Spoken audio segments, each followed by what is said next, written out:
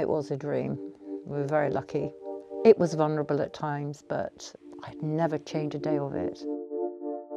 I was 13 years of age when I started playing golf, or at least held a golf club. Both my parents played golf and they were very, very sporty in different sports. My father was a rugby player for Leicester Tigers and my mother had, I think, 5 different county colours, but golf being the primary one. I caddied for her at the Central England Mixed Foursomes in Woodhall Spa, and I got very excited about the game. I've loved sport, but golf was a little bit slow for me at that time. At Woodhall Spa, the secretary, Claude Caswell, I think his name was, came up to me and said, "Jane, you start playing golf, get down to 18, and I'll find you a scratch golfer to play in the next Central England Mixed Foursomes." And he did, and we did actually win the Central England, so that was it. I never looked back. Sandy was a Midland player. We used to have joint boys and girls playing with one another because there were so little girls. I think I was one of about 3 girls playing in the Midland. So Sandy and I became very, very good friends. He became really good very quick, and I was lucky enough to do the same thing. I played for England girls within 2 years of playing golf, and he was playing for England boys, the same thing. Beverly Lewis came to me at the British Open in West Sussex and said we could have a chance of having a professional tour. We really had this meeting with about 7 of us, and it was very exciting. But we did slightly put it to bed for a little while because we didn't want to tell anyone on the amateur circuit. Christine Langford and Jenny Lee Smith both turned pro and went to America, which was incredible and very brave of them. I never dreamt actually that I would follow their footsteps and go to America, and I never dreamt that there would be a European tour. So when this was discussed, it was incredibly exciting for us girls to think we could have a future in golf. I'm very much an opportunist. It wasn't just me, there was my friends as well that were involved, and we were very much in unison. So we were going to give it all for our future, but also for others growing up behind us. We were waiting for a sponsorship, then we got the news that Carlsberg were going to sponsor for a year. I had time from October to May to try and earn some money so I could afford to actually go and play in the tour. This is where I was so lucky in finding Roger Mace, who owned the Downshire. It was a municipal golf course, and this is where I learnt to change grips on golf clubs and teach golf. I worked with 7 boys. Everyone was just so kind and good. I remember the first person I taught golf was a man, and I think he looked at me and thought, "Oh my goodness, is this woman really going to be teaching me?" But anyway, he came back for a second time, so obviously it went quite well, I think. It was a big step. I mean, we were women golfers who weren't really taken seriously. There was a men's tour that was so successful, but suddenly we had all this backing of, even the male pros were so behind us and so encouraging. So momentum just grew. The tour got bigger and bigger. More girls turned professional. More sponsorships came in. You never looked back. We only looked forward. Oh wow, it was the best. We were all really very nervous. We didn't know what to do. We were making jokes to one another and trying to calm down. The weather was quite kind to us. The course was quite a nice course to play on. It wasn't long, so we could actually do good scores. There was a Pro-Am on the first day, and I played with Michael Benalek, who was literally one of my heroes. He was such a gentleman and such an amazing golfer, and he again was so encouraging. So much so that I played one of my best rounds of golf, and I finished second in the tournament.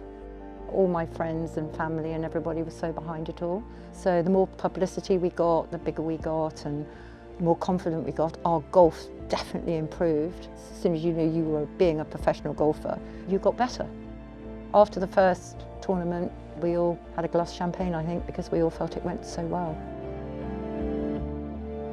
Everything expected and more, because we became a family unit.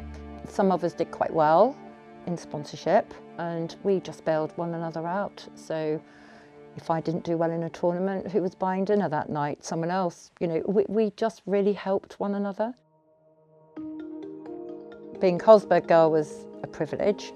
I'd already had Ping telling me that they would help me with my golf clubs and help me on the tour, which they did. I had Golf Girl, which was a clothing company.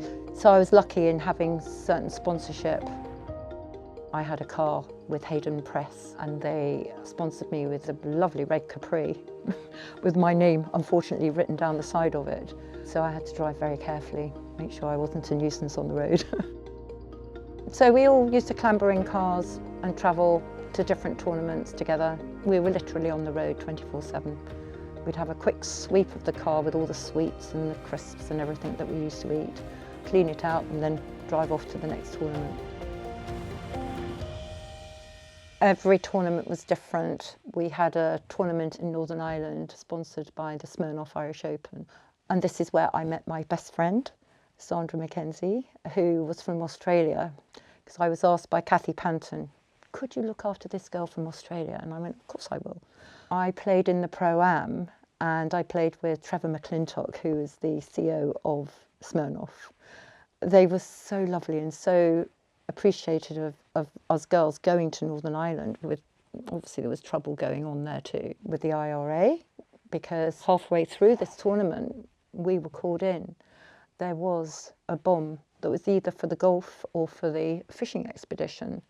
Unfortunately it wasn't us, but it was the fishing expedition, but they were fine, they got away with it. Going back to my best friend, she had to look after my Pro-Am team because I was not a big drinker, and at lunchtime, being Smirnoff, they were having a few drinks. So she had to look after my team, and basically we became very best friends after that, because I had to carry her around the golf course the next day. We were playing at Valbonne, and I remember Beverly Lewis coming to me going, Jane, there's no money. And I went, what do you mean there's no money? She said, the tournament, they just don't have the money. Anyway, I think it was on the third day that Bev came out. She said, it's okay, we've got a nice big brown envelope with lots of readies in it. And that was our prize money. I stopped playing on the tour in the Spanish Open in 1987 because I was pregnant with my daughter, which was amazing. I met my husband through golf. So I got married and we had children. I still played a little bit of golf, especially in charity days, where some of my old friends like Maxine Burton, we would play for charities of cancer research, so I would turn up for those to play. But then I had the 4 children, so they were going to school, so I ended up teaching at a school, Windlesham House School, and I would teach about 40 children a week. One is on the American circuit, which I'm very proud about. Golf just opens so many doors. So in 1979, we were young, happy-go-lucky, and sort of knew what was happening, but were quite naive in a way. And we just wanted to prove that actually women can play really good golf. I was in Ireland watching the Open, and I was so impressed with the girls. Really, professional. The tournament was professionally organised. It was so much bigger than it was in my day. But I felt really proud that actually I felt that we had part of that. I'm thrilled it is what it is today, and I think there's still a bigger picture. I still think it will grow. In our day, we worked hard and we were very grateful for everything happened. I think where we did work really, really hard was on the sponsorship, and we had mandatory cocktail parties. And I would say to all those girls that play, don't just turn up for selfishness, turn up for everybody, turn up for those sponsors, because without them you will not have a tour. Yeah, reflecting back is the friendships that I made, not just the girls. I mean, it was the boys, the men's tour. We just had so much support. We would be invited to the men's tour, and we would go along and watch them on the practice grounds. They give us some tips, especially on chipping. I remember my ball was sitting down on an anti-green and I had no idea how to hit this. I know it sounds bizarre, but it was something I'd never come across. It was in America. And I had a tip off Sandy Lyle how to approach this ball. And it was amazing. Once done, that was it. Being on the golf course, depending on how you were doing, we would look at one another and send messages by doing funny things or funny actions. We just had lots of funny incidents, like we were playing in Jersey and our ball landed in a cowpat. I had to call the rules official out because I had no idea what to do. I couldn't really hit this ball because it was in a pile of poo. So he said, yes, you could pick it up and clean it. And I thought, what am I going to clean my ball on? So yeah, that was a bit of a joke in the clubhouse afterwards.